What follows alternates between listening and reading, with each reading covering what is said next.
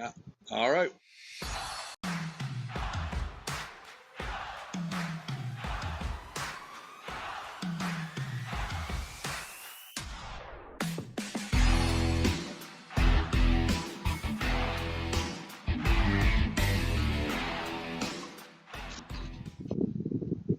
Well, the 2024 season is here, and Chris Walby is here. My name is Darrin Bauming. Thanks for joining us on GameDay Winnipeg. 2024 season, let's go!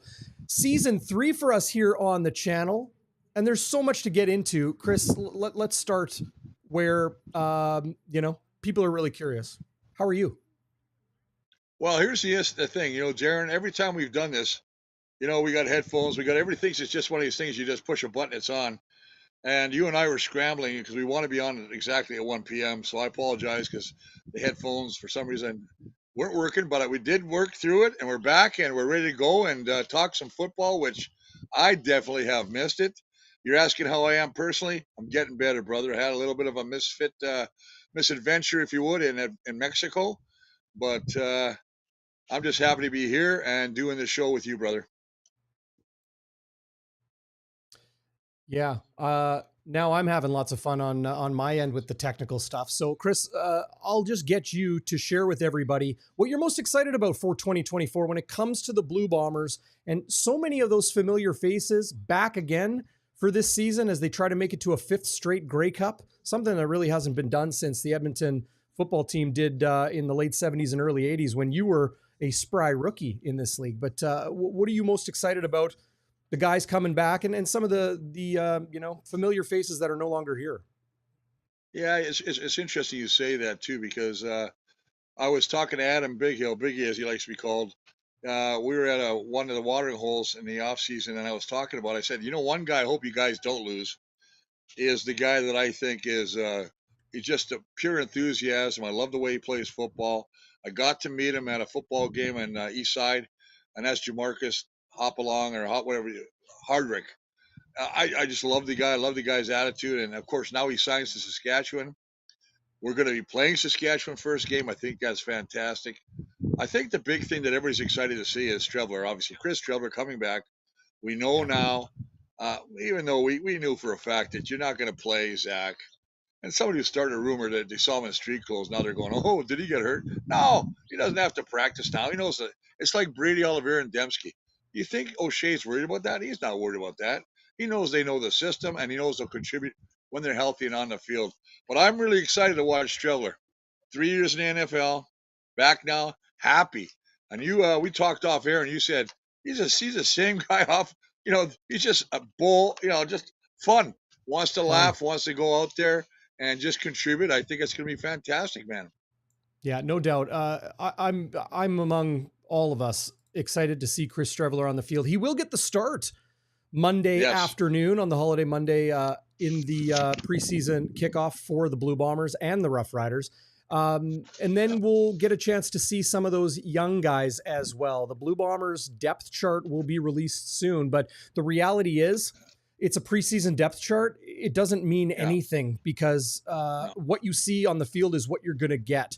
Zach Collaros will not travel to Regina today. That is Sunday. Will not play, obviously, on Monday. So it is Chris Streveler's start, and then we will see some of those young guys coming in who want to take that 3rd string spot in the Blue Bombers quarterback room. And Eric Barriere and Terry Wilson. It looks like Wilson, to my untrained eyes, I shared this on Twitter, looks to have the heads up. Very accurate, big body quarterback. I'm excited to see number 3, Terry Wilson, at the controls of this Buck Pierce offense.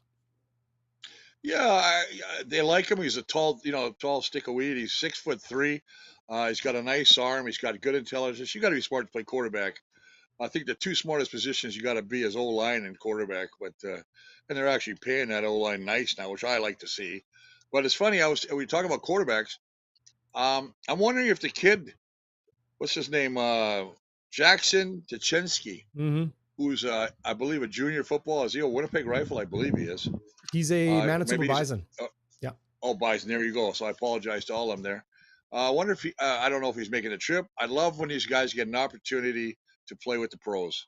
What they learn is invaluable. They take it back to their program. And they know that one day they'll have an opportunity to start and play in that league. So I always want to see what I don't want to call them an underdog. They bring these kids in. It's more just to see them, to help them understand the game. Right. But I always love it when a guy like that gets an opportunity to really showcase when the lights are real. And the Saskatchewan's playing a lot of their starters. So it'll be really interesting.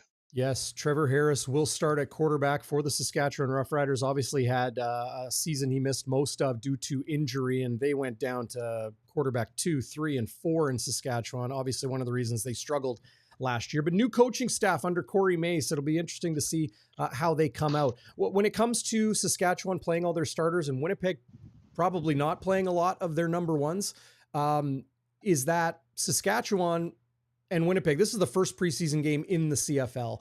There is a quadruple header coming up this following weekend, just in like 5 days. So Winnipeg and Saskatchewan play first. The Riders play 5 days later on the road in Calgary, I believe. Edmonton. And then Winnipeg plays in 10 days at home against the Calgary Stampeders. So very different training camp experiences for these players and when they're going to play. And for a lot of the young guys, especially a lot of those American rookies that, we're going to get into to fill in some of those spots. They're going to need some starters, guys that have not played in the CFL before. Some haven't even played professional football before. Those guys got to make an impression under the lights when it's real game action, right? Yeah, and we've talked about this, and I've been talking about this even when we were doing TSN and we were doing CBC. The preseason is such an ugly part of the year because I'm talking about rookies. If you're a second teamer in practice right now, you're just praying you get an opportunity to get on that football field and make a contribution, do something that just stands out, so you catch the coach's eye, whatever positional or head coach. You want to do something that's going to make these guys want to keep you around. A lot of these guys only get like a couple series, and it's so hard to evaluate a couple series of a guy. They're not trying to make mistakes. They're trying to do what they're taught. They've had a lot of mental stuff pushed into them a part of the playbook, and you wish the best for this. But I call it the ugly part of the business because you got 80 guys in camp or whatever it is now, and they got to cut down. And a lot of guys, even they may be great players if they had an opportunity, but a lot of times they're not going to get that full opportunity. And as well as I do, I played there and I've seen a lot of guys, they get on with another team and they are productive. But having said that, there's so many other guys that the dream is quashed. It's over.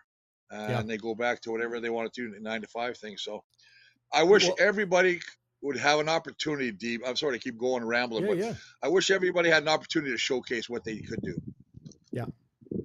I just wanted to say one thing. Great to see everybody in the live chat. Thanks for coming back and joining us on Bonfire for 2024. We got lots of stuff coming your way. Pre-game, post-game, every game, as we always do. Chris, you and I are going to do this pre-game show all through the preseason, all through the regular season, through the playoffs, to the 111th Grey Cup in Vancouver.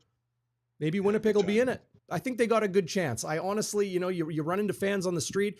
How are the Bombers looking? How are the blue and gold shaping up this year? I think they are arguably the most stable, solid franchise in the CFL right now when it comes to the coaching staff, the players, and of course, there's always changes in those departments. The Bombers have a new special teams coordinator. We'll get into that in a second. They have a new defensive coordinator while Richie Hall is still in the house. We'll get into that in a second too. But when it comes to the principals, the guys that are back, free agency, Canadian rookies, American rookies, the scouting staff, obviously having head coach Mike O'Shea, the longest tenured coach in the CFL today, back running things as the field general for Winnipeg. Pretty good chance, pretty dang good chance in a better West Division, I believe, to win the West and get to the Grey Cup in Vancouver. Well, you're looking at a bunch of things. Obviously, Edmonton, the Elks. I wish they went back to Eskimos, but I like the Elks too, I guess. I mean, Chris Jones is really trying to turn that franchise around. They had a really disappointing year last year. They've got McLeod Bethel Thompson now. I think he's going to be a difference maker for that team. Oh, yeah. BC, we already know about Vernon Adams Jr. They came so close. I was watching a highlight. You remember Dominic Rhymes? I think it was he caught the ball, and he tried to outrun everybody to get to the end zone. Ran out the clock. We ended up winning that football game. And who knows if he would have went down to kick a field goal, they'd be maybe playing in the Grey Cup. But you know what? That's ifs and buts and candies and nuts. My biggest thing is, though, Calgary. There's a team I'm really wondering about with Dave Dickinson hiring his brother now as a special team coordinator or maybe an advisor. Mark Mueller obviously was the assistant offensive coordinator in Calgary, who is now the main head offensive coordinator in Saskatchewan. Mm-hmm. And everything I'm hearing, D, is they love this Corey Mace guy. Like they're saying the way he runs practice, the way he treats players, everybody's trying to copy what the Bombers are doing and creating that culture in the locker room. And I think they're bringing in the right people. And that's all about it is bringing in the right people who fit. They may not be the most talented or they may be the most talented. But if you don't fit the culture in that locker room, you don't have a personality that wants to win or be a team, you're not going to be there very long. So, I mean, I'm excited to see, as much as I'm excited to see the Bombers, I want to see what's going to happen in Saskatchewan. Because, I mean, I love the rivalry. I know Mark Mueller personally. I can't give you his nickname. We had a nickname because his dad, Larry Mueller, used to be on the board of directors, Saskatchewan Roughriders. And when I was doing the CVC with Chris Cuthbert, Mark Lee, and those guys, he was always in Saskatchewan bringing Chris Cuthbert peanuts or tea, whatever. But his kid, Mark, was our taxi driver. So if we wanted to go to the bar, we wanted to go anywhere else, Mark was our DD.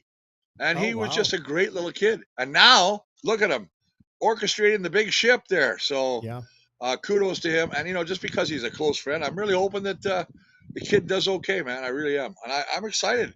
Like I said, I know the Bombers are going to be good. But how many vets are they going to take, D? I mean, I'll throw it to you. This is a preseason game.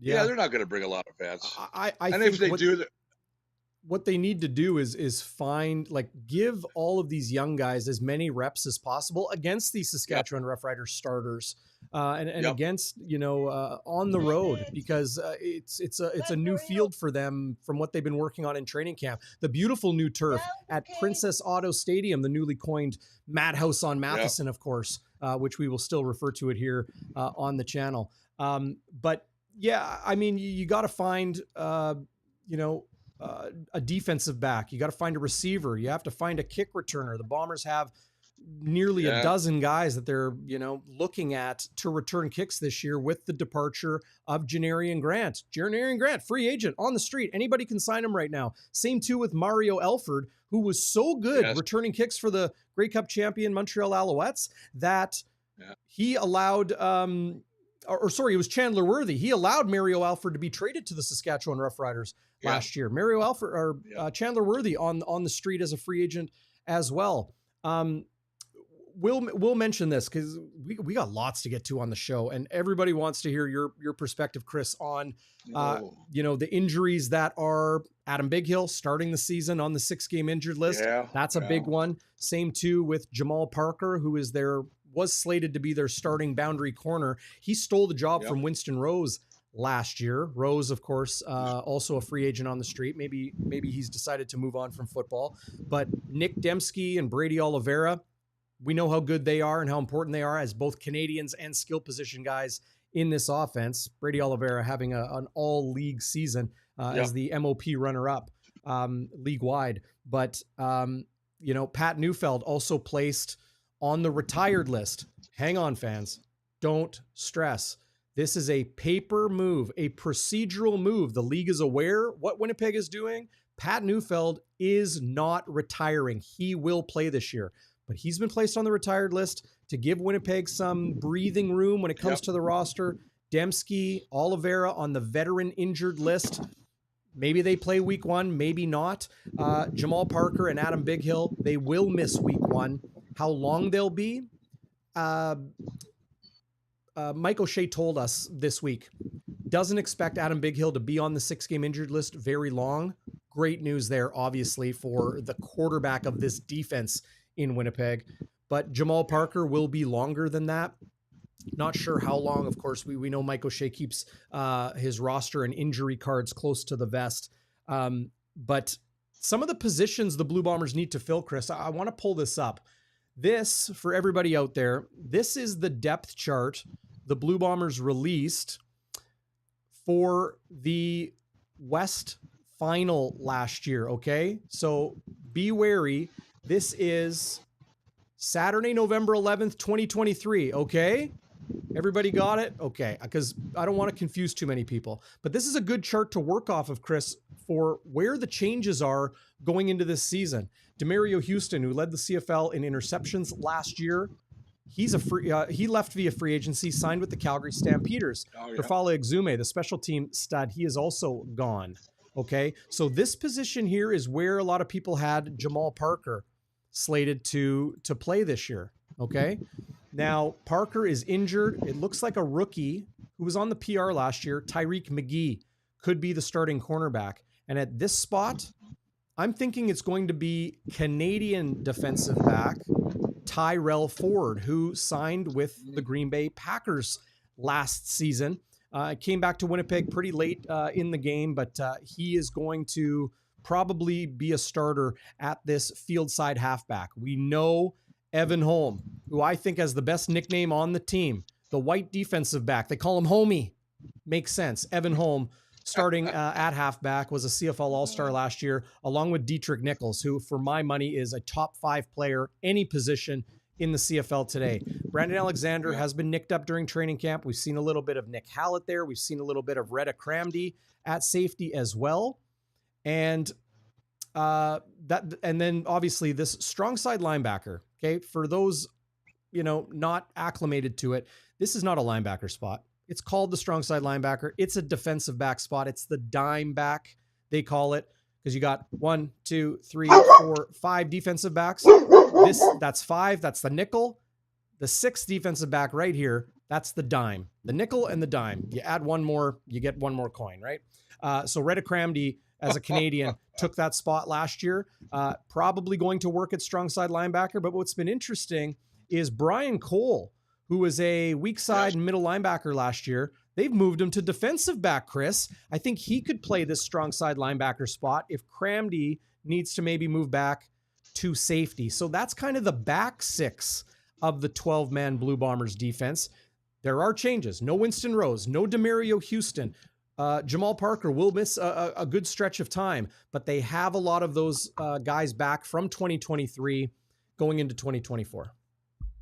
Well, you've hit on the head. You went basically through the whole thing, and that's really good for people who are looking at what they had last year going into 24. But the fact is, and you know as well as I do, the only way you're going to play in this league is to be versatile. If you're just going to be stuck on one position, the odds are you're not going to last very long. So, I mean, the fact you're talking about Brian Cole, who's a demon on special teams and can play linebacker, and obviously a hell of an athlete if they can put him at that halfback or in the secondary. So good for him. I mean, that just shows his worth right there. And when you got worth like that, when you can play those positions, you're gonna stick around. Yeah. I mean, obviously, you're talking about Adam being out. You know what? That's scary because Adam is not a spring chicken anymore. Adam's 35, and I know that having played the game till I was 40, which is like what an idiot I am. The injuries are harder to come back from. So yeah. It'll be interesting to see, but he's still got the love of the game. He's still got the passion. I think Biggie will be fine. They got Shane Gauthier in that spot. He's done a great job filling in for him. So, I mean, they've got some stuff. The guy that I'm really interested in, we didn't really hit on it because you did the secondary linebackers. God bless you. Always do a good job on that. Jackson Jeffcoat. Yeah, let's talk about the front 6. Yeah.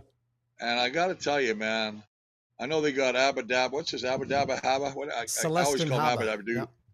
Yeah, but he's good. I mean, this kid, they're really looking for him to have a breakout. Actually, did you see that he was at Jackson Jeffcoat's Hall of Fame, I guess, from his university? He was there. University of Texas. Yeah. Which I thought was cool. And I saw the tweet from Jackson Jeffcoat going, look out, my boy's ready to bring it. I do believe this kid's going to be a very good football player. He's got great technique, great get-off. And you have to have that get-off. As a guy that plays O-line, or used to play O-line, if that guy beats you off the ball and you know the snap count, it's going to be an ugly day. It's going to be an ugly day for you. So, I mean, I'm looking at him playing. I love the fact they got Big Willie. I don't expect Will. I'll be surprised if Willie plays. I mean, you can't get the guy off the field. He's doing. What is that guy running for mayor now, Willie? I see him meeting the mayor, talking about potholes in the city now. Shaking hands and kissing babies. And he was I think he's one of the winners of the they have an award in the Bombers for the best guys that do the community service and stuff like Right. that. Well, and I still say this: the guy number one in my eyes is still Brady Oliveira for what he does for dogs. Love that guy. Love what he does. Yeah. But yeah, I'm and then you look at the interior. They got Mike Fox. They're looking for a spot. You got Jake Thomas, who's what? I guess the longest serving Bomber now. Yeah. I'm trying to think who the other guys are. Well, here just real quickly. There you go. Bring it up, buddy. Bring it up.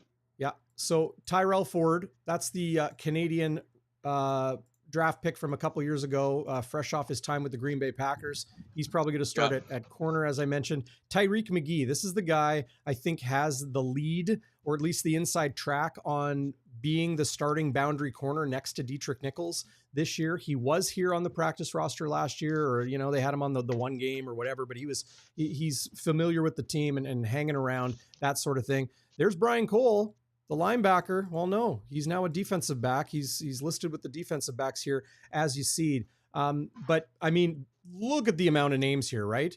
Demetrius Ford, Patrick Rogers, Bill Hackett, Isaiah Norman. You go on and on and on. Terrell Bonds, and you know, there's so many dudes here that need to make something happen in this first preseason game. Okay, let's move to the front six. It's tough. The front six, as you were mentioning, right?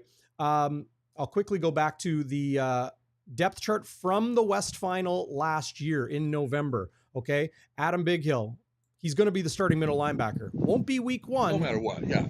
Yeah, but of course, Kyrie Wilson back again. I had a great conversation with Kyrie Wilson. If you haven't seen it, check it out on the Bonfire Sports YouTube page. Great one-on-one with one of my favorite guys to talk to, and just a underrated star player in this league, Kyrie Wilson.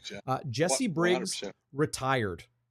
He is no longer in football, but you have Shane Gauthier, and there are some other players I will draw attention to in a second. Here's Malik Clements, the dentist. If you read some of those great stories that Judy Owen of the Canadian Press wrote, as well as Ed Tate, BlueBombers.com, Malik Clements signed with Toronto, I believe, as a free agent, has been placed on the retired list. Who knows? Maybe he's opening a dental practice. We'll see. But he is no longer with Winnipeg. So who do they have at linebacker? Well, here are the linebackers. Of course, Bighill and Wilson, as we mentioned. Shane Gauthier, Tanner Cadwallader, those guys back again as Canadians and special teamers. But then there's Patrician and Ogbevan and Wheats and Ayers and Gemmel and Charbonneau as a draft pick, and Trey Thomas, Dylan Moses. They got guys there that they're kind of looking for that next Kyrie Wilson, that next Malik Clements. Hopefully a next Adam Bighill, right? But nobody expecting them to fill in those shoes. And then, of course, you mentioned, Chris, the line with the departure of now retired Jackson Jeffcoat. You have Willie Jefferson. You have Celestin Haba. Chauncey Rivers is a young player that is making an impact and probably has the inside track on something. Miles Fox is a CFL veteran, was with Winnipeg last year. I don't think he got into any games, maybe got into one. But him, Jake Thomas, Cam Lawson, those are the names you're going to hear a lot of come week one of the regular season. Canadians, Colin Cornelson of the University of Manitoba, Tanner Schmeckel, great name, big fan of Zach Schnitzer, of course, Tanner Schmeckel. And then some of those young guys, Jabari Ellis, Nick Abreu, Kyle Sampson being a global player there, or pardon me, a 2024 draft pick. But anyway, those are the guys that are kind of going to step in. If it's Celestin Haba, if it's Chauncey Rivers, Chris, big shoes to fill with the departure of Jackson Jeffcoat. I think they'll be okay. Willie Jefferson, probably the best D lineman in the CFL today. So, you know, you can't have this glut of riches forever. No, but I think when you talk about a Jackson Jeffcoat who had the knack of coming up with a big play at the best possible time, he was the king of strip sacks, you know, knocking the ball out after getting to the quarterback. You know, he created more turnovers, and the Bombers have always been one of the most opportune teams as far as defensively of creating turnovers. So that'll be exciting. The Chauncey Rivers story is interesting because if you ever watched Last Chance U, it's on Netflix, and it's about, you know, guys that have kind of had some academic issues, and they get a last chance to try and get an education. Or legal. And maybe, Yeah, or legal problems. They try and they try and get on with their life. And this is a guy that was on that show, so I mean he's bounced around a lot. I think he's ready to make an impact or find a home to play in football. I'm interested to see what he does. But all the guys you mentioned on defense, all those guys, all the new coming names, and I basically take a bag, I shake them out, whatever comes out, it comes out. They're going to have to make impact, number one, on special teams. Mm-hmm. You know it as well as I do. You know what? I may only get an opportunity to go in that secondary. I may only get an opportunity to go in the linebacker, a couple plays, a couple series. But if I can make an impact on special teams, go down there, be a demon on special teams, blow it up, make some plays. That gets the coach's attention. Everybody wants to see those guys, the hard asses, the guys that'll run through a brick wall for you. That's what they're looking for. That's 100%. How these young kids, that's what I tell them. And I don't. We'll talk about this after with these stupid helmet things they're wearing, but yeah. But I mean, that's how. I'm just gonna say that's how they make this team. I like this comment from Tristan Rivers, who made some beautiful musical renditions of your singing, Chris. Like you sang on the show, he remixed it and did some great things. Be sure to check out his YouTube channel. But Tristan says, definitely a transitional year for the Blue Bombers defense, but excited to see some of the returning players step into bigger roles and new guys come out of the woodwork. Something that we haven't mentioned as we kind of wrap up the defense, maybe the most important thing, Richie Hall, who's been the defensive coordinator of Winnipeg for a long time, still in the building, still on the field. Still great to see Coach Richie Hall, one of my favorite people in the whole league, still coaching. But it is Jordan Younger, who is Winnipeg's defensive coordinator this season. I have an interview with Adam Bighill. I have an interview with Dietrich Nichols, Kyrie Wilson, all of those on the YouTube channel. I asked them about the difference and what kind of coach Jordan Younger is. He was Winnipeg's defensive backs coach over the last number of years, former teammate of Mike O'Shea in those Grey Cup champion Toronto Argonauts teams of years gone by. A lot of guys say he sees the game very, very differently. But yeah, transition year, no question, when you have a new defensive coordinator, Chris. Well, here's the deal. You know it as well as I do. When you get to the point where people recognize who you are and the job you're doing, even as foot to secondary, and you're contributing to the defense. And listen, Richie Hall, as you said, is a stud. He's a great guy. Played against him when he was in Saskatchewan. He's one of the nicest gentlemen you've ever met in your life. I love the fact he's an assistant now to the coordinator. But if in Jordan's case, he was getting attention. And do the Bombers want to risk losing a guy that they've had in the fold for a number of years? Do they want to lose him? No. So that's the difficult choice. How do we keep him, and how do we keep him happy? Right. And you would not have had this happen had it not been for the generosity and the humbleness of a guy like Richie Hall, who said, you know what, I've done it for a number of years. I'm okay with being an assistant to the defensive coordinator because he's seen everything as well, right? His defenses have been phenomenal. And I still remember when the people were ready to, get rid of Richie Hall in the first couple of years because they're building the defense, and nothing happens overnight until you get that core, which the Bombers have right now, a good core. Yep. And so I think that the fact that knows what he's done, he's still involved in the club, and I think it's an exciting time for a young guy like Jordan Younger. New blood is not always a bad thing. Yeah. And like you said, you've talked to a number of these guys on the team, and they're excited because no two guys see the same thing in a game, right? The vision's different. Yeah. So I'm looking forward to it. I think they're going to be just as opportunistic as they've always been. Ball hawks, creating fumbles. I think they've led the league in turnovers the last couple of years, if I'm not mistaken. I used to look at those stats, but you know how I am a stats man. Don't get me started I'm excited, on CFL stats. Great. Yeah, CFL. Oh, they didn't even put them on last year. My God. Yeah. But anyway, I digress. On the stats conversation. Yeah. Hey, I just said that. Digress. Just said digress. We're on the same page already. Just starting off 24. That's very unusual. Great minds, as they say. Great to see everybody in the live chat. Love the comments. Be sure to hit like, and if you haven't, subscribe.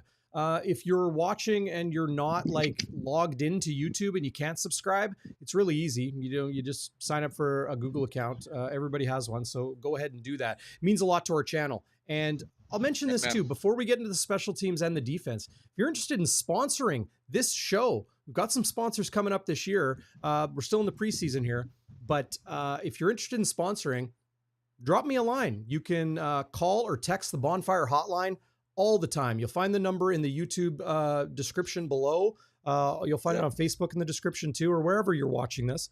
Excuse me. 816-TIPS, 204-816-8477. Let me know. We can get your help get your message out to the thousands that watch and listen to this show on YouTube and Facebook and Twitter and LinkedIn. And we're going live to Instagram right now. And then, of course, all of that doubles when it goes to the people that listen on their favorite podcast app, wherever that may be, on their Apple or their Android or whatever. But yeah, great to see Danny. Hey, OG Danny Antoine, great to see you back. Everybody in the live chat. That's just awesome. So with Jordan Younger taking over the defense and Richie Hull still in the building, you mentioned how Jordan Younger was getting some attention around the league, and you got to kind of promote guys from within or else you lose them. That was the case with, well, Jordan Younger learning under Richie Hull. You had Buck Pierce learning under Paul LaPolice, and he got that head coaching job with Ottawa a few years ago. I hear he's going to be in the broadcast booth, like doing color commentary on broadcasts this year. I think that's going to be great. Paul is outstanding at that in the couple games he did last year. But because Buck Pierce was pursued so heavily by the Saskatchewan Roughriders to be their head coach, Winnipeg needed to give him a raise. And with that came some financial realities for, you know, they have a coach's cap. They have a salary cap for the coaching staff. So they had to make some changes. And whether that was the move to Jordan Younger, whether that was the move to move on from Paul Boudreau Jr. as the special teams coordinator and bring in the greatest special teamer to ever play this game, Mike Miller, retired from playing for the Blue Bombers. Now he gets an office instead of a locker stall. He's going to be handling the special teams. We're going to watch the kick returners big time in this preseason game, Chris. But Sergio Castillo is back. Australian Global Jamison Sheehan is back. And long snapper, Winnipeg native, former Winnipeg Rifle too, Mike Benson, back again to snap to those guys. So stability in the special teams, despite a new guy, at least in charge. Mike Miller's always been involved. Yeah. I think Mike's going to do a fantastic job. He's got a wealth of knowledge. He's seen just about every other thing, right? I mean, I was watching today that they've agreed to let that, third down, you can dribble, kick it, and pick it up after 10 yards and get a first down. There's so many different variations of things they can do in special teams. I've seen it where guys throw it across the field to, another receiver and they run back down the other sideline. I think he's going to be a breath of fresh air. Nothing against Boudreau, who is here. But I think that Mike, when you have that wealth of experience, and actually he fits in with Coach O'Shea. That's the other thing too. Remember that O'Shea and him have a very tight bond.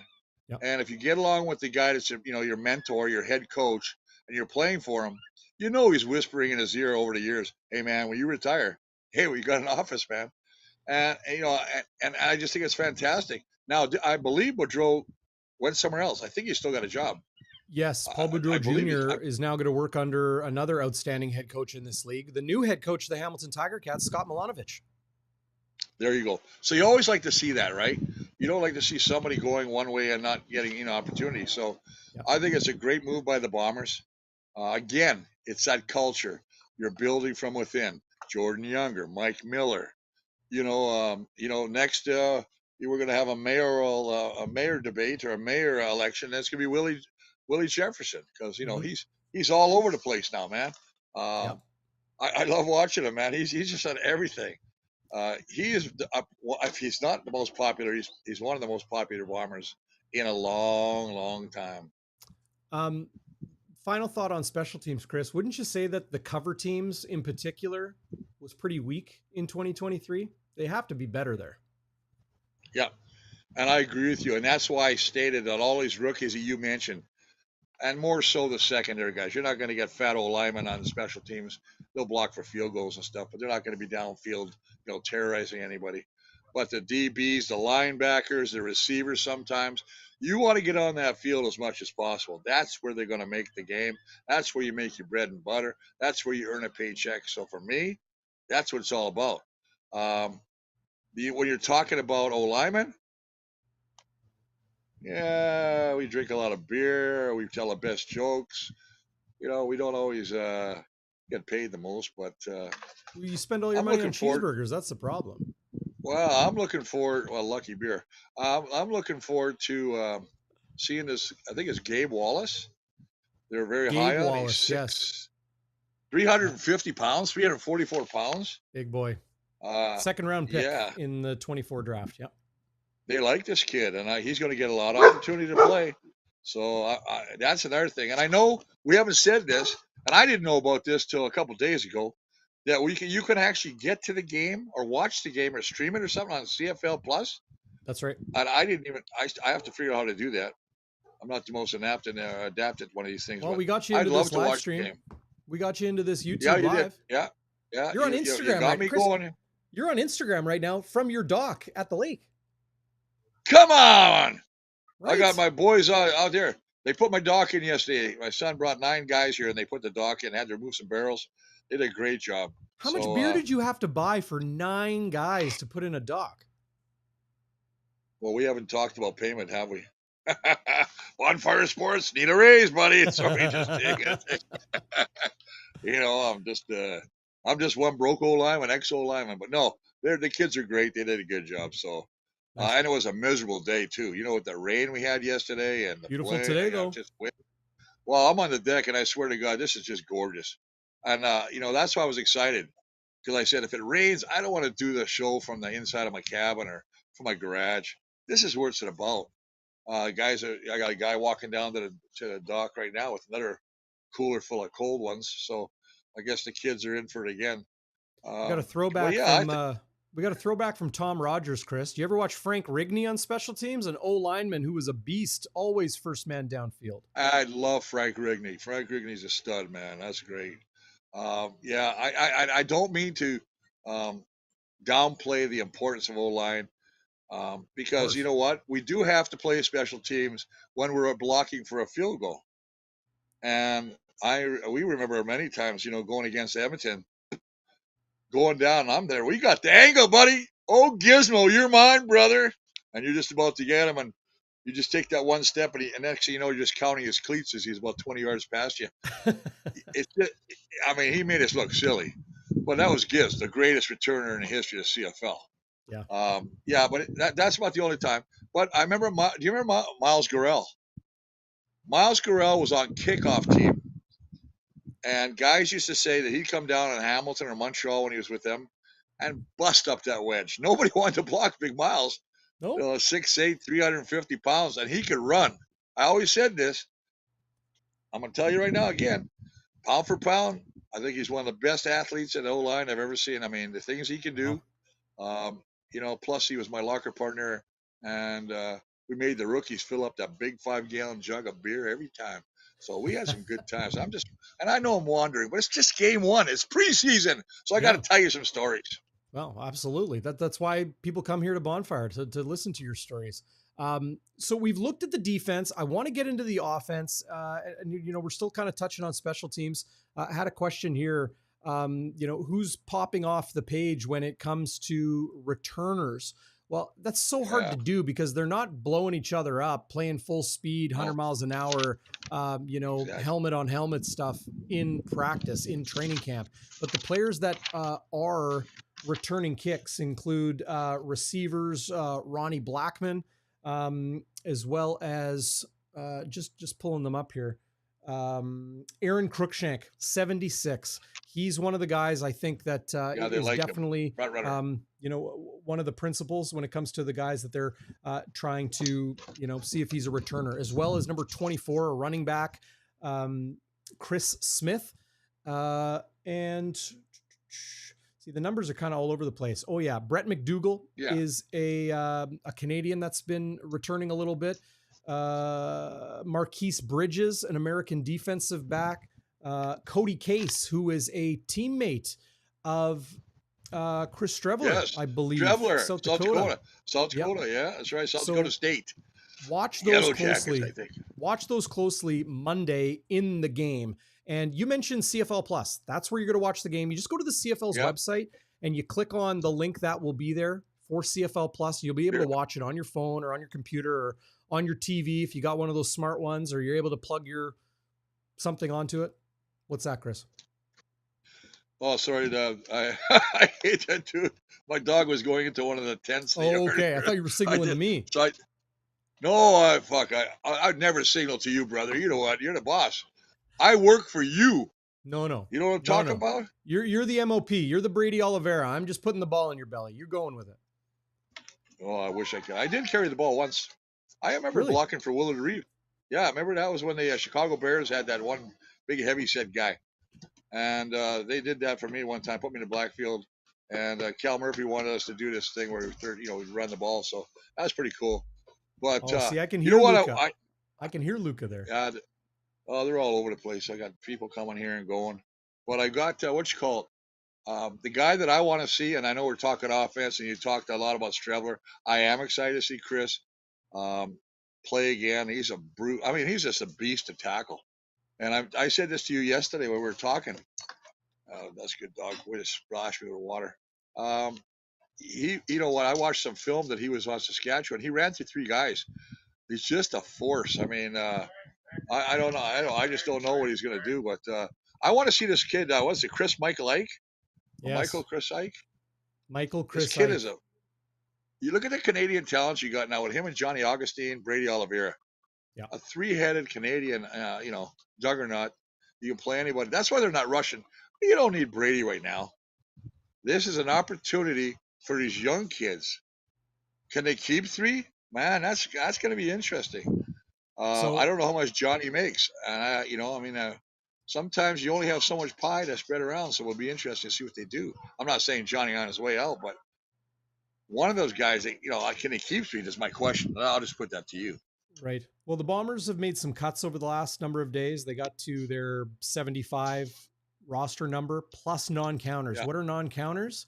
Canadian rookies, junior players like Winnipeg Rifles' outstanding running back, Caden Banfield.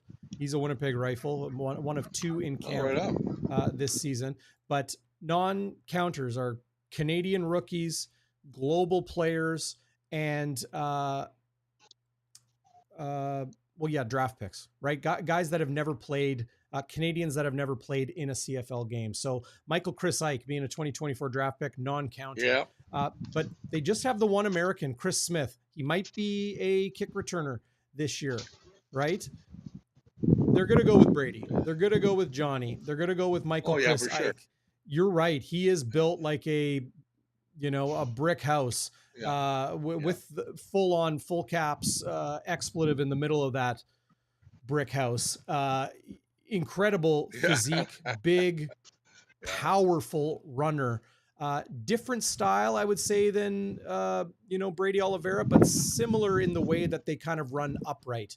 That's kind of how the Winnipeg Blue Bombers running back situation is looking. I think with Michael Chris Ike and with this guy, Chris Streveler, I think Winnipeg is going to get creative in how they formation, how they line up on offense, the sorts of things that they do with 2 tailback sets, maybe even a little bit of wildcat. That's no quarterback. That's snapping the ball right to the ball carrier.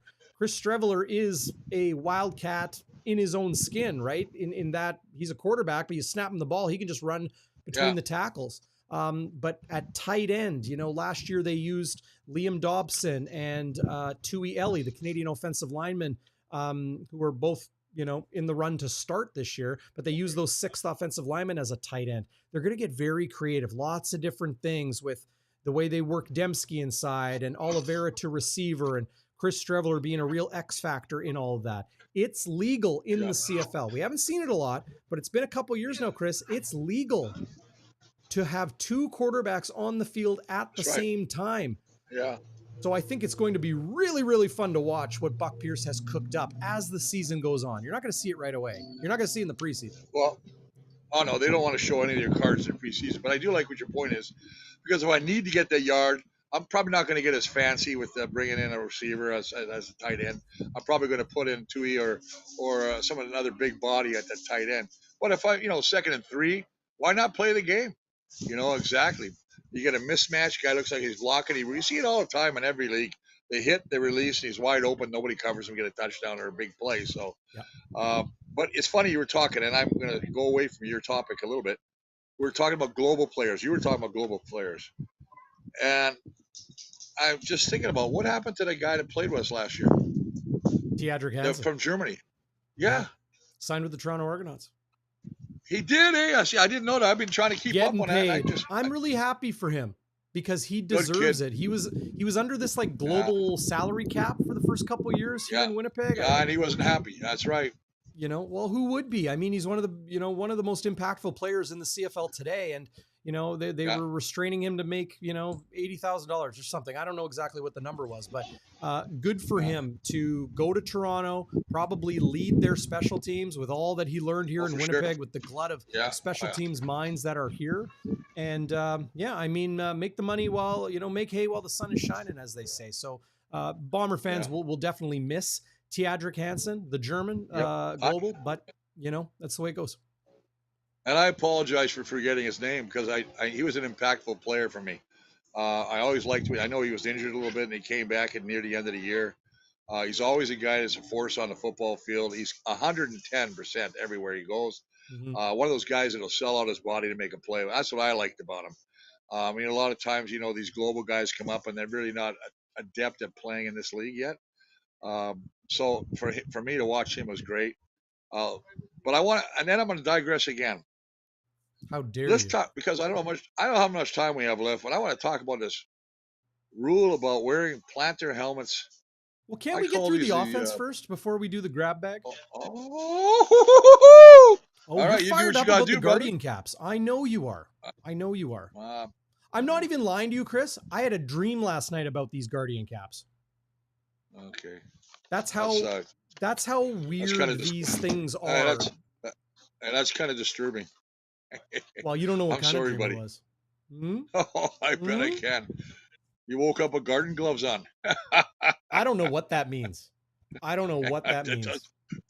I don't know either, man. It's been a long time since I think. Okay, so I'm going to pull up again. We talked about the running backs, but I'll pull up again. Again, important to remember. This is the West Final depth chart from November 2023, okay? So don't get carried away if you're just kind of popping into the show midway through here. We talked about the running backs. Oliveira, Augustine, rookie Michael Chris Ike will add to this group, as well as, we could see an American there as a backup. But, it's going to be Brady, bully ball Brady Oliveira, as they call it. Of course, Zach Collaros is there. Drew Brown signed the big money deal to be the starter with the Ottawa Red Blacks. Jeremiah Masoli blew his knee out late last year.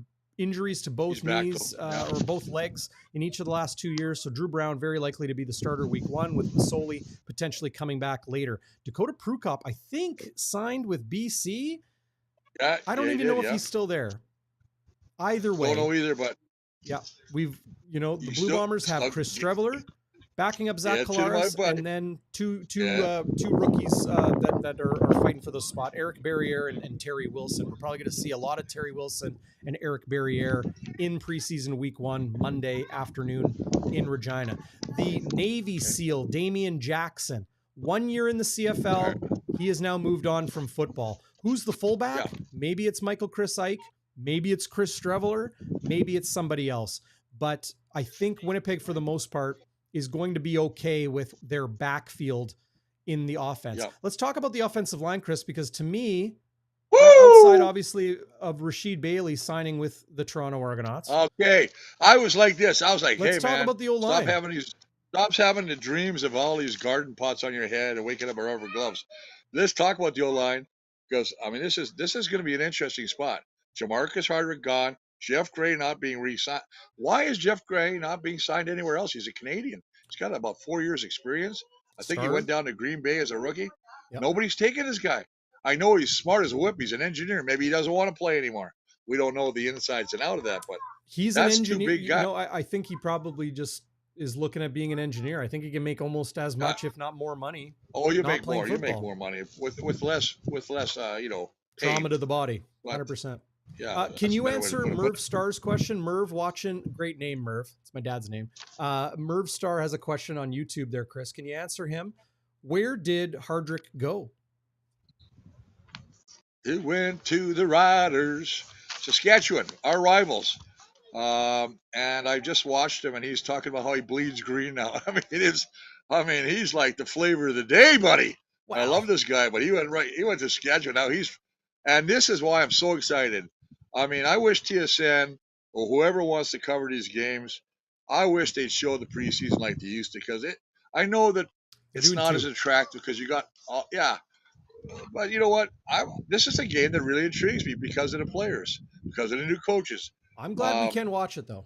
We'll watch it on CFL Plus, and then you'll watch the postgame show here on Bonfire right after the game. Oh, you're live. I didn't know you're doing it. Oh. But then you still got, so let's finish up the O-line. Yep. Chris Kolakowski, stud. Pat Newfield, stud. Yep. Well, let's not even talk about the left, Stanley. Stanley could be the greatest of all time, Stanley Bryant. Mm-hmm. Wait, and hang on. Are you an authority to say that Stanley Bryant could be the greatest offensive lineman to ever play in the CFL? I think Stanley is very consistent, and he'd definitely be in. He'd definitely be in that conversation. I do. I like Stanley. I like the way he plays. We played different football, myself and him. I'm more of a rah, get in your face kind of guy. He's just calm, man. He's just like, okay, and just does his job. I mean, that's the thing I love about him. And I saw your little piece with him on the trying to provoke him about me. Yeah. Talked about and he goes, I remember Chris. He was up there doing the Hall of Fame speech to Bob Marley. He was crazy. I said, thanks for putting that out there, DB. That's good. But I was crazy that night. That was and I thank God I went to Germany. Never apologize for being Chris Walby, okay? Never apologize for that. I had a good time that night. That was a great night. And Bob Marley, I love him to death. And if I can say this really quick too, prayers to my brother who passed away, Lyle Bauer. Old roommate of mine and GM and president of the Bombers and Calgary Stampeders. I passed away, succumbed to some cancer and some other injuries. So, it was a sad day. So I just wanted to kind of condolences to the family, Heidi and the fan, all the kids. No question. Jim Hobson, legend in his own right with the Saskatchewan Roughriders, passing away just about a month ago as well. So, hate to see the departure of these legendary individuals in the game we all love, right? But as difficult as it is, when it comes to transitioning out of that to the offensive line, I encourage you to check out that conversation I had with Stanley Bryant. You can find it on the YouTube page here at Bonfire Sports. And if you haven't, you want to know where we are online, at Bonfire WPG on pretty much all of the social media platforms. No TikTok, ain't happening. You're welcome. Stanley Bryant at left tackle. Left guard is a spot where it will likely be, or it will be, Liam Dobson and Tuieli. Okay, so these two, both Canadians that have been with the team for the last number of years, both can play center, both can play guard. Bryant,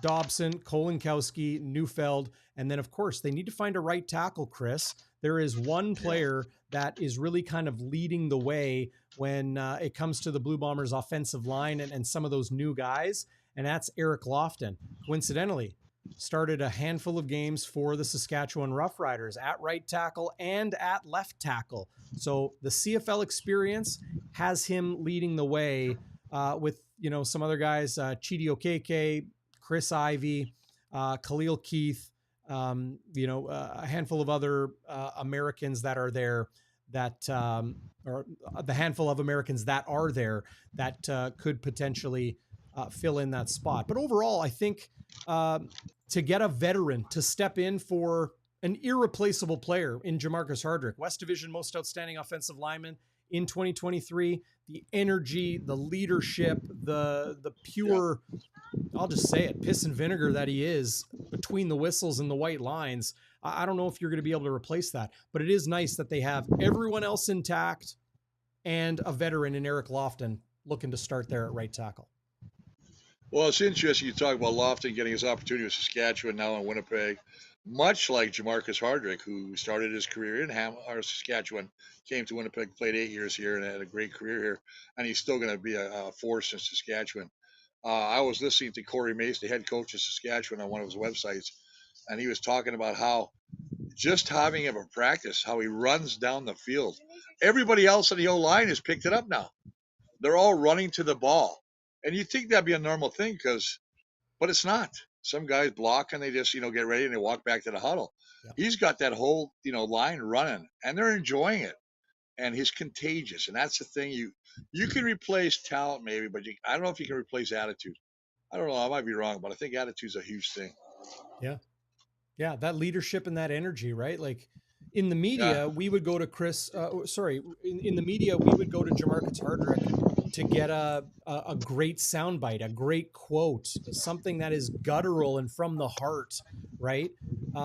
In the locker room, he was one of those guys that would, as easily as he would calmly go up to a player and be like, "Hey, how you doing? Can I help you out? Whatever." He would also be so energized and fired up to get guys going when they needed that. Yeah. He's going to be a missed presence, right? Yeah, I believe so too. Luca, sorry, man. I hate to do this. This is one of the things there that actually happens when you're at the lake. Okay. Is my dog, the black lab, Luca, goes in the water and then he decides he wants to go in the house. And I forget I'm on it because it's just like talking to you is like talking to family. So I just keep talking, but then I find myself catching myself going, "Luca, don't go in there." No. And then my wife has to run and grab the dog. So, but anyway, you're right. Jamarcus Hardrick, very, he's the same kind of guy. He was like a Patty Neufeld to me. Patty kind of came into his own last couple of years, and he's been so solid. I think the next guy is going to be the guy that's going to be the leader of that group, though. I believe it's going to be Chris Kolonkowski, the center. I just think he's got that attitude. He looks like a guy that just came out of the woods, eating beaver pelts for like a living. And now I think he's just, you know what I'm talking about. Mountain man. Yeah, that's what I'm saying. You know what I'm talking about. Yeah. Anyway, yeah, I like that. Tuieli, a little bit quieter, but man, is he nasty on the field, Yes. Liam Dobson, very high energy guy, has fun, that sort of thing, but he's still a young player himself. I don't know if he's going to be that leader type, but I'm with you. I think, you got the stoic pillar that is Stanley Bryant. You have the veteran leadership, of course, that is Pat Neufeld. But I do agree. I think Chris Kolonkowski, as the starting center and an all-star to boot, will probably step up and make a big difference on that offensive line when it comes to the off the field stuff, right? Getting better, and he's getting better every year. That's the other thing I want to say. Yeah. He's not even at his prime yet. This is, old linemen take some time. We're like a fine wine. It'll take us a while, but I think that he is, the future's bright for that young man. Yeah. Yeah. Well, you think of a fine wine, Stanley Bryant one right there. Let's talk about receiver, Chris. Again, your depth. Oh, for the love of God. From the 2023 West Final, Winnipeg, BC. Of course, Rasheed Bailey signed by the Toronto Argonauts in free agency. Winnipeg did not tender him an offer that would have convinced him to come back. Crazy. Well, I want to talk about that in a second, okay? Because I think, look, I am a huge fan of Rasheed Bailey as a person and as a football player. Fans love him. The coaches loved him. His teammates loved him. Hell of a football player. Going to make things happen in double blue for the Argos this year. But I still feel it was maybe a good decision to move on from Rasheed Bailey. And I'll tell you why in just 1 second. Okay. On this depth chart, Dalton Schoen was injured. So, of course, Dalton Schoen, Kenny Lawler, I don't know if you got a better 1-2 punch at receiver in the CFL today. Oh, what's that? A 1-2-3 punch? Nick Dembski, of course, at the slot will be huge. Drew Wolodarski back for another season here in Winnipeg to supplement Dembski as a Canadian. Brendan O'Leary Orange, I think he signed with Toronto too. He's no longer Yeah, he did. in Winnipeg. Greg McRae no longer in Winnipeg. So, well, geez, who's going to be there next to Dalton Schoen and Wolotarski and Dembski and Kenny Lawler, right? Who's it going to be? The reason I like the move Winnipeg made, of course, salary cap plays into it, right? Rookies make league minimum, which is in excess of $70,000 this year, which is good. It's getting up there, right? Winnipeg needs to find the next Kenny Lawler, the next Dalton Schoen. You can't keep everybody. It's just a reality. So they keep their Canadians and Nick Dembski and Drew Wolotarski. They have some young receivers that are Canadian that are working their way up through the ranks, if I can find them here on my chart. But Winnipeg needs to find that American receiver of the future. So somebody was asking me, let's see if I can pull up the question here. Joel Kevinson. Might be Kevin Jolson. Either way, I like it. How are you, buddy? Good to see you in the live chat. Asking me the returners popping off the page, and I teased on Twitter the receivers popping off the page. Well, this to me, Chris, are the guys that are in line to potentially make the team. I am a big fan of Canadian Jeremy Murphy. He was on the team last year. I think he will be on the team again this year. That's a Canadian, okay? But the Americans are the ones that I'm talking about here. Ontario Wilson, I really, really like. He has been working after practice all throughout training camp. Josh Van, another one, just signed the other day. Aaron Cruikshank, I mentioned as a returner. Could be somebody that could grab a spot. Kevin's Clercius, big-bodied Canadian 2024 draft pick. Keep your eye on 77. He might even line up at tight end. Physical player. Really looking forward to seeing him. Myron Mitchell is another player I think that has some things happening for him, as well as Cody Case. But there are two players, Chris, I think it through my untrained eyes are on the inside track to win a starting job for the Blue Bombers in the receiving corps. And that is number 73, Isaiah Coulter, and a player I really like, number 84, Josh Johnson. So you watch out for those through both preseason games. And then when I'm inevitably, potentially wrong, get in on the Game Day After Dark Bonfire Postgame show live right here on YouTube and wherever you're watching this, Facebook, Instagram, wherever, live after every game. Get into the comments and let me know what you think of those guys, and let me know when I'm wrong and who I should have picked as some of those guys. But I really like Josh Johnson. He's just got that body type and running and catching look and feel that just looks like very successful CFL receivers I've seen in years past. Well, one of the things that people don't understand is DB, you're always there. You're at practice every day religiously. You're taking in all the things. You watch the catches. You watch the offense. You've got that inside eye. You got the instinct of, doing this for a number of years, of seeing who guys you think are going to pop off the page. So I'm not going to go against any of your choices. I think that they're probably going to be very right on. And that's what excites me. Not only the stuff that you're picking up on, because, I think visually it's greater to see it than just read about it. Because it's just another person's opinion, but I trust your eyesight and your vision. But I'm just looking forward to the game getting started. I'm really looking forward to the season. It just seemed like it was a long winter. Unfortunately, we didn't do as well as I thought with the Winnipeg Jets. I thought they were going to go a little farther in the playoffs after they had that 8-game winning streak at the end of the year. I know you're excited because the Sea Bears are back. Yes. You're the voice of the Sea Bears, the professional basketball team. But we are here to talk football. And I would just like to go back to one thing, and that is, and I know we've talked receivers, everybody else. I think we gave everybody, we didn't talk kickers, but okay, we don't have to worry about Castillo set a record for 96% last year. Okay, he's a great kicker. Let's talk about your dream now and the impact of allowing players to possibly wear Guardian caps. And I saw Willie. I was listening to Willie Jefferson. He goes, I could never wear it. And there'll probably be some guys, but I don't know who'd wear it. Guys are very finicky about what they put on their head. I think in practice it's one thing, but in a game, I don't want anything distracting me. I don't want to have an extra little. I know they don't weigh anything, but I just don't like it. So for me, I'm totally against it. I'm for it. I love the fact they're all going to make mandatory mouthpieces. I think that's a great idea to absorb some of the shock of contact. I just can't see myself ever putting one of those garden planters on my head. That's just my opinion. I'm going to be curious to see how many wear them tomorrow. I might count tomorrow to see. Yeah. Well, I want to pull up. And that's my last. That's my last. That's my last rant. My first one of the year. Not my last one. I should probably correct you on that. But I do want to pull up a visual of those caps. There you go. See. Well, you know what? In the meantime, this is what I'm going to do. Okay. I am going to play a little bit of this interview. Okay, look. This guy, you got to listen to this guy speak, okay? Not only is he pound for pound and even pound for not pound, any player in the CFL today, I think he is one of the best athletes and football players in the CFL today.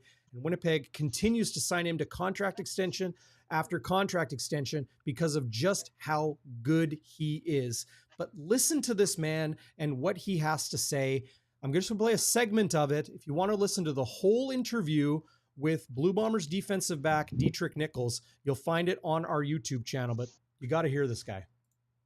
About Coach JY, Jordan Younger. I could see the smile on your face, right? I've talked to you about him before. You know, he was your defensive backs coach through your first 3 years in the CFL, now the defensive coordinator. Richie Hall, of course, was a DB in this league as well. You got a lot of those guys with, know where you're playing. What's his approach to the game, especially now that he's the DC and putting his fingerprints on this defense? I feel like he putting his fingerprints on the game. I think he's going to do an amazing job at DC. I think he's big on, like I said, fully understanding the game, understanding how people want to attack you, and looking at the whole game, not just one individual. You know, how big eyes to low eyes. You know, wide then this smaller down. You know, he's a great guy, man. He does the hard work for us as well. We just have to lock in and take them notes and put it on the field. But they definitely do the hard part. So we got to respect their knowledge, their work ethic that they're giving us, and put and succeed like that. I've had a lot of guys tell me that he's somebody that is really relatable. He kind of seems to get on a level with you guys where it doesn't almost feel like a coach-player relationship. I feel like the whole coaching staff is like that. You know, I feel like we got real players coach. You know, of course they the coaches and everything, but they do a great job at listening. And at the same time, when they listen to us, we listen to them most definitely. I think it's a full respect thing. Like, everybody has a title on their name, like head coach, DC, and everything, but we all in here feel like we equal, you know. Yeah. We all respect each other to the fullest most, so that's how we carry each other, you know. Everybody is well respected, no matter what position that you labeled as, you still one of us. Yeah. You guys showing lots of different looks. That's the reality of football, right? But, the guys that are still here, change inevitable in football and all that, but you really do have guys that are versatile and can kind of move all over the place, whether it's safety or the dime, the strong side linebacker spot, corner, double high safety, whatever it may be. Yeah, like I said, we look at the game from all angles. You know, you just can't look at it. If you're a corner, you just can't look at the game as corner because you want to see what your guys see. You know, so that's good that we have a veteran group around the team like that, where we have the flexibility to do things like that. So it all comes in hand in hand. Once you understand and respect what your other guy is doing and see what they see and how difficult a play could be for them, you understand how can you help them and do everything just like a coaching, you know, like how hard their job is. Like, if you can make this play easy for the call, then that's what you do. If we can make a play easy and everything like that, then we're just here to help each other and get that one goal. There's a lot of good. So there's Dietrich Nichols, and I really encourage you to go and listen to the entire interview on our YouTube channel. I think he's a top 5 player in the whole league, Chris. And nothing on Richie Hall, who's still in the building and will have his fingerprints on this Blue Bombers defense. Under Jordan Younger, the new defensive coordinator, I think this defense is going to be even better in 2024. Well, like I said earlier, I think it's just different look, different perspective, different visions, if I could put it that way. Yeah. Thing is that he saw through his vast football career and his journey. Things he's picked up from different coaches that he wanted to say, if I was ever a coordinator, man, I'd implement that. So I think with the two of them, they're going to gel well together because everybody loves Richie Hall. They don't have a problem with him. So I think it's not going to be one of these things where egos get in the way. I got to be the guy, mega mind. No, I think they're going to be doing a good job together. So I'm looking forward to it. Like I said, tomorrow at, 3 o'clock or 2 o'clock? It is going to be at 3 o'clock Central Time, but don't get it confused because Central Time is still Regina time, but they're an hour behind us right now. Yeah. So it's 3 o'clock Winnipeg time. And just pulled up a video here, Chris, of Blue Bombers training camp. This from bluebombers.com and the great digital media team that they have there.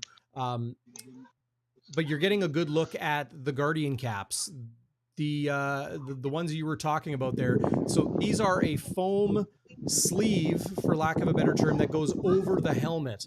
And players will have the option to wear them in games, not just in the CFL, but in the National Football League as well. So they make the helmet look big. Obviously, they're very lightweight, but it's interesting, Chris. When I was joking yesterday or joking earlier today, saying I had a dream about the Guardian caps, it was a dream about having a conversation with somebody about wearing them as a running back or as a lineman, where those foam helmets, those foam covers, they really can kind of catch on each other, right? If your helmet kind of grazes another player's helmet, they're going to rub on each other, where hard helmets kind of slide off of one another. So I think it could very much affect those in the trenches types of things in football games.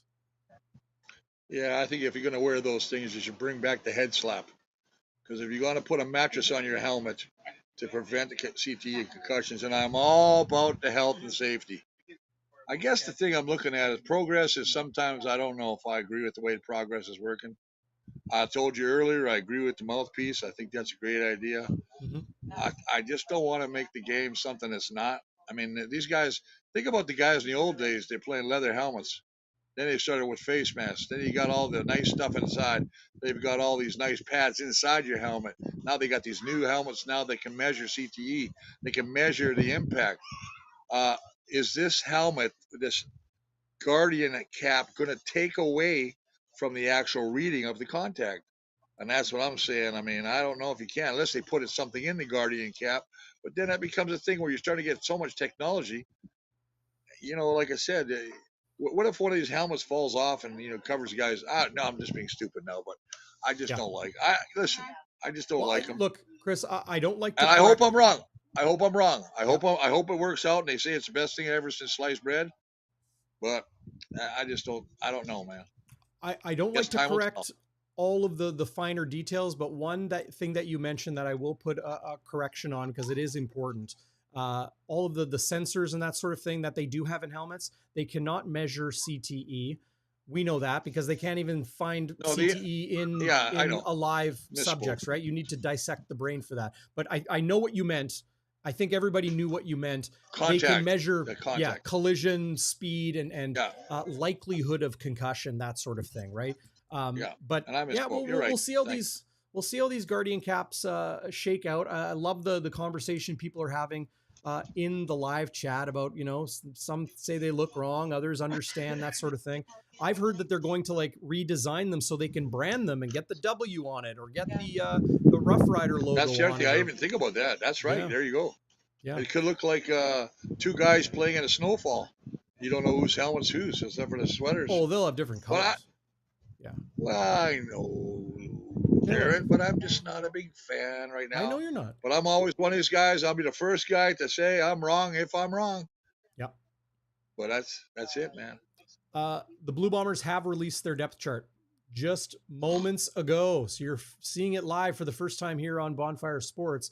This is for preseason game 1, Monday, May 20th, 2024. This is 2 p.m. Regina time. The game is at 3 p.m. Winnipeg time. You can watch it on CFL.ca and look for the link that is CFL Plus. Here's Tyreek McGee at corner. Looks like we're not going to get either Evan Holm or Dietrich Nichols. Looks like Nick Hallett will start at safety. Jake Kelly, the Canadian, right behind him there. Tyrell Ford, well, he's going to get some work because time in the NFL, reacclimating himself with the Canadian game.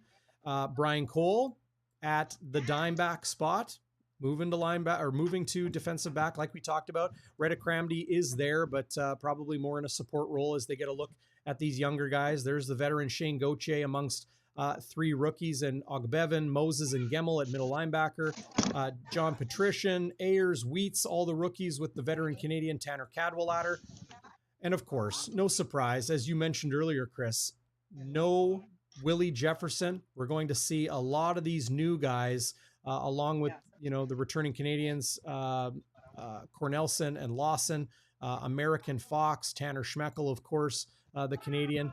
Oh, never mind. There's Willie Jefferson. Small font. Slipped past me there, hiding behind Celestin Haba. And then on offense, there's Stanley. There's Liam Dobson and Kolinkowski. No Patrick Neufeld, as he is on the retired list, but is not retired. Just to reiterate, Eric Lofton slated to be the starting right tackle week 1. And then again, the receiving core, a lot of these rookies, including Ontario Wilson, who I mentioned I like a lot. That's where they're going to, that's where you're going to see a lot of these jobs won and lost, right? Is in that group. Are you still with me, Chris? Yeah. No, I'm just I think, like I said, for me, it's just a matter of just watching these guys play now and see who's going to stand out. Yep. I mean, I think the roster is as it is. I don't think Stanley will play, maybe a quarter. You're not going to play these guys much. I mean, Saskatchewan has more to win than we do. And I know everybody wants to win the game, but they're trying to win their fans back. They got 25,000 sold already. I heard Kerry Mace says he wants to get 30,000, have a roaring crowd in there. I know the team is excited. The fans are excited. They're playing a lot of their starters like you normally do when you have your first home game. But most of the time, you're only going to play max a half because you have to let the other kids get an opportunity. Yep. So, I think Willie behind Haba is just self-explanatory.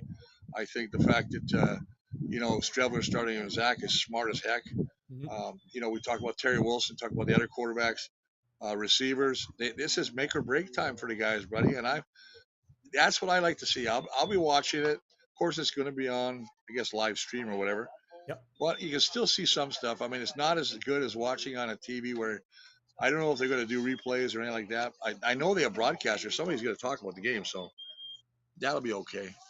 You know what's really interesting? I'm just noticing, Chris, the 2 players the 2 receivers I mentioned as the guys that really have popped off the page for me, Isaiah Coulter and Josh Johnson, not on the roster.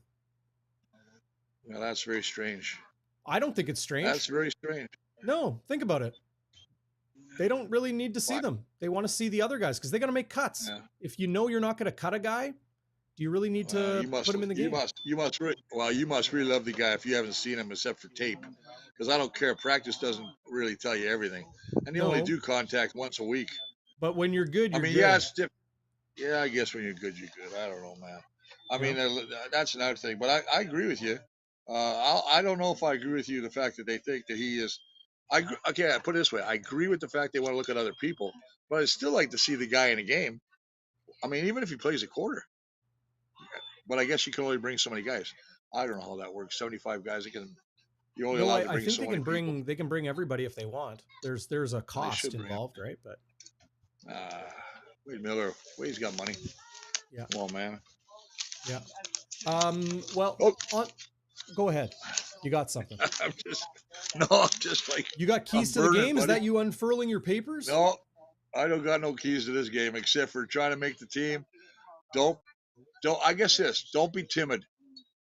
And if you make a mistake, forget about it. Get back out there, buddy, because if you let that mistake ruin it, it'll ruin your whole career. And I just think it's, you know what? Take advantage of whatever time you get. If it's a quarter, take care of it at 15 minutes. It's your 15 minutes to secure a job. It's up to you whether you do it or not. You can't blame anybody else. You've had training camp now. Know your assignments. Be in the right spot. Don't try to overcompensate. Don't try and cover up for somebody else. Do your job. Do it well, and things should be good. Well said by you. I will add one key to the game for the preseason. Take it with a grain of salt, if you will. Chris Streveler getting the start. A lot of people asking me what I've seen in Chris Streveler through training camp. He looks like the exact same player he was when he was here in 2019. That said, Streveler needs to be accurate. He needs to be quick in his decision-making. He needs to get the ball into the receiver's hands. We know what he can do with his legs. Let's see what he can do with his arm. And remember, fans, it's the preseason, so don't freak out if you start seeing drops or missed throws or bad tackling or whatever. Penalties. They're trying to figure out what's going on in all of these spots. Of course, after the game, I want to read this. Somebody named Zach Schneiser. Not sure who this Walby guy is, but I've heard Schneisy is on the Bonfire Sports postgame show. Oh, that's Zach Schnitzer. Postgame show. Schnitzer's there. Monday. Highest rating show after the show. Yeah. Schnitzer and DB. They'll put you to sleep. That's why they got the big man here talking. Keep you jacked up. But I'm going to say this. This is probably the longest I've been on Bonfire Sports for an hour and a half. Well, we got 500 people watching live. Yeah, but guess what's happening, buddy? Huh. I'm parched. I knew it. I'm parched. I'm watching over here. Look, I don't know if you can see these people over here. They're all drinking. Oh, yeah. They're all having fun. Okay. Look at all the guys on the dock. They're on the dock having a good time. Where are those people on the dock? I don't know where they are. But I'm ready to go have and join one with them. Darrin, it's always a pleasure. You got it, buddy. I guess we're almost done, eh? Yeah, we're done. I've had enough of you. I want to say thank you, and it's great to see that many viewers. I love it, man. Awesome. And this best, you know what? The best is yet to come. Yes, this sir. is the first game. Oh, don't cloud up on me, you monkey. No. Sunshine, baby, sunshine. Sorry, man. I'm getting it. Losing it now. Enjoy, Chris. We'll see you in 10 days for the next pregame show. I'll talk to you before that, brother. You have a good one. Enjoy the rest of the long weekend.